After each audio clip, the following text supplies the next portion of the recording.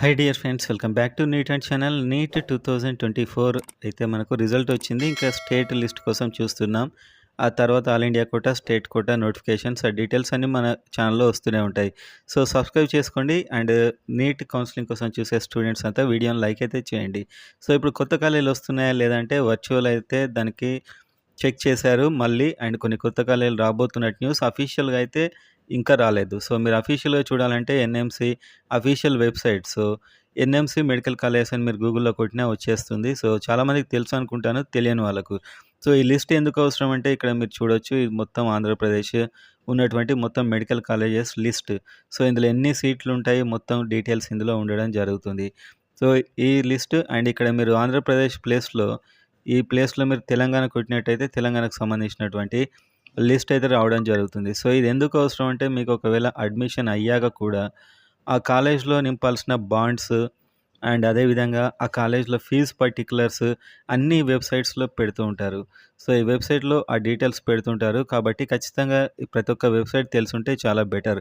So for example ఇక్కడ మీరు click చేసినట్లయితే దీనికి సంబంధించినటువంటి వెబ్‌సైట్ వస్తుంది.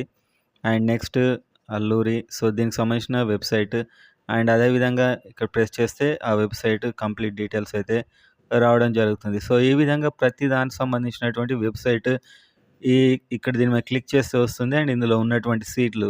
సో ఏదైనా అఫీషియల్‌గా పర్మిషన్ వచ్చినట్లయితే ఇక్కడ నంబర్ కూడా మీకు ఇంక్రీజ్ అవుతుంది. సో ఇప్పుడున్నటువంటి కాలేజెస్‌కి ఆ కాలేజ్ యాడ్ అవుతుంది.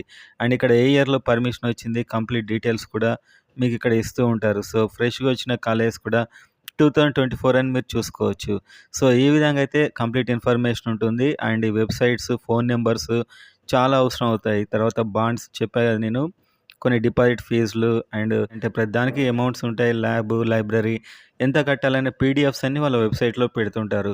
సో ఇది చాలా ఇంపార్టెంట్. ఆ టైంలో మీకు ఒక్కొక్క కాలేజ్‌కో విధంగా ఫార్మాట్ ఉంటుంది. ఒక్కొక్క కాలేజ్‌కో విధంగా ఫీజ్ పర్టిక్యులర్స్ కూడా ఉంటాయి. అది గవర్నమెంట్ అయినా, ప్రైవేట్ అయినా. డిపాజిట్ అమౌంట్ అనేది డిఫరెంట్‌గా ఉంటుంది. సో ఈ వెబ్‌సైట్ తెలిసినా, ఆ ఫోన్ నంబర్లు తెలిసినా మీకు చాలా ఈజీగా ఉంటుంది. ఇబ్బంది కాకుండా ఉంటుంది. ఎందుకంటే మీరు బాండ్ పేపర్ మీద దాన్ని ప్రింట్ చేపించాలి. ఆ ఫార్మాట్ అనేది కొన్ని కాలేజీలకు వేరే విధంగా ఉండొచ్చు. కొన్ని కాలేజీలకు కాస్త డిఫరెంట్‌గా ఉంటుంది.